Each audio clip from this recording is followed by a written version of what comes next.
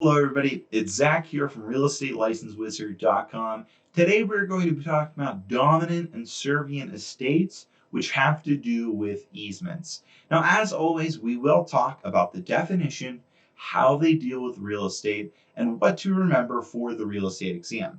Now, if you don't know what an easement is, here is a quick refresher. If you want a full deep dive, though, we do have a full video on easements, which I will link down below. Anyways, let's define easement. So, an easement is a right held by one person to use the land of another for a specific purpose, such as driving through someone else's property.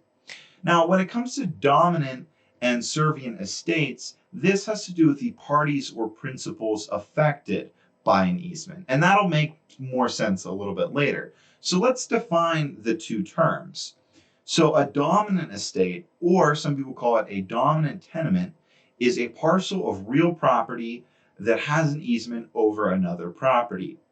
Now, for a servient estate or a servient tenement, that is a parcel of land that is subject to an easement. And at this point, I'm sure you're wondering what that all means. Well, let's do an example. So this is a rough sketch drawing that I put up. And in this example here, you see two properties. The one property, obviously, property A is blue, and then property B is red. Now, if you notice, you can kind of see, but property B is landlocked, which that means that the only way to access the property is by entering another, which in our case is property A. So property B has an easement on property A. Now take a second and take an educated guess on which property you think is the dominant estate. Do you know? Well, the answer is property B. So property B is referred to as the dominant estate since it holds the easement in property A. And of course, that means that property A is referred to as the servient estate.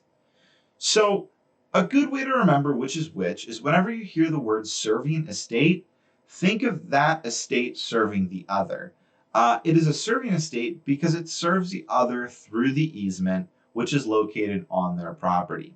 You can also think about the dominant estate dominating the other since it holds an easement over the other party's property.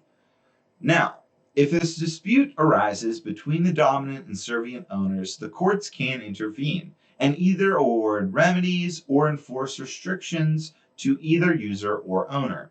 Now, these easements can be terminated several ways, including an agreement or release of the easement by the person who possesses the easement if they agree to give it up. But the biggest thing to remember for the real estate exam is which. So remember, a servient estate serves the other, and a dominant estate dominates the other through holding an easement of that property. So yeah, that's pretty much everything you need to know about the dominant and servient estate. This video, as well as the video earlier I mentioned, the easement video, is part of our Answering Real Estate Exam series where we go over specific vocab and topics for the real estate exam. Please check out the rest of the videos so you're prepared as possible for the real estate exam. If you do have any questions, please leave a comment down below. And don't forget to like and subscribe for more real estate exam related stuff. Thank you so much for watching. My name is Zachary Smiggle. As always, make today magical.